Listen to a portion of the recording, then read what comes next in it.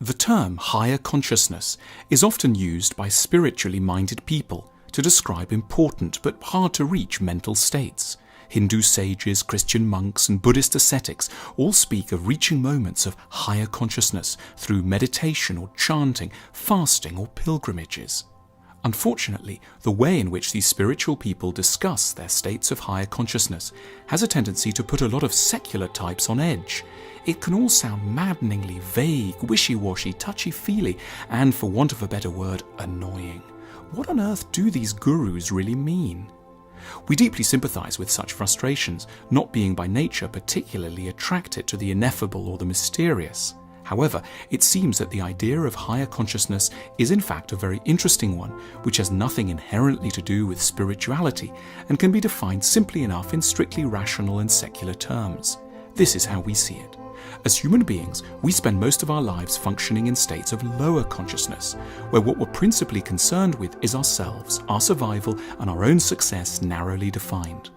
Ordinary life rewards practical, unintrospective, self-justifying outlooks that are the hallmarks of lower consciousness.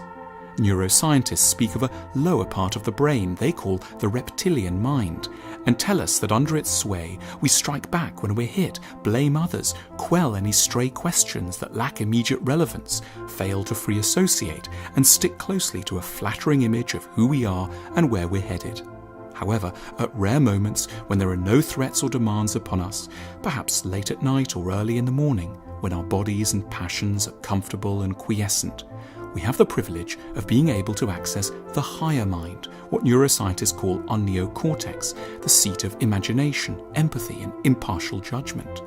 We loosen our hold on our own egos and ascend to a less biased and more universal perspective, casting off a little of the customary anxious self-justification and brittle pride.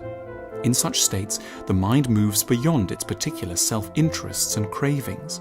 We start to think of other people in a more imaginative way.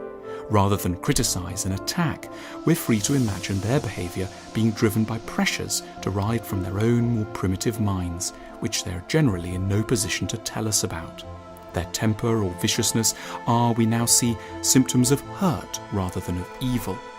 It's an astonishing gradual evolution to develop the ability to explain others' actions by their distress rather than simply in terms of how it affects us.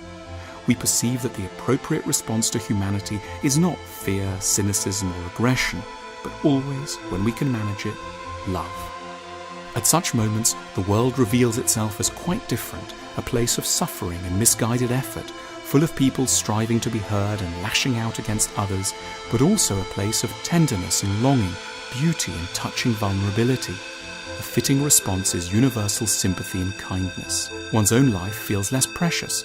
One can contemplate being no longer present with tranquility. One's interests are put aside, and one may imaginatively fuse with transient or natural things, trees, the wind, a moth, clouds, or waves breaking on the shore. From this point of view, status is nothing, possessions don't matter, grievances lose their urgency. If certain people could encounter us at this point, they might be amazed at our transformation and at our newfound generosity and empathy. States of higher consciousness are, of course, desperately short-lived. We shouldn't in any case aspire to make them permanent, because they don't sit so well with the many important practical tasks we all need to attend to. But we should make the most of them when they do arise and harvest their insights for when we require them most. Higher consciousness is a huge triumph over the primitive mind, which cannot envisage any such possibilities. Ideally, we'd be a little more alive to the advantages of this higher mind and strive to make our oceanic experiences somewhat less random and less clothed in unnecessary mystery.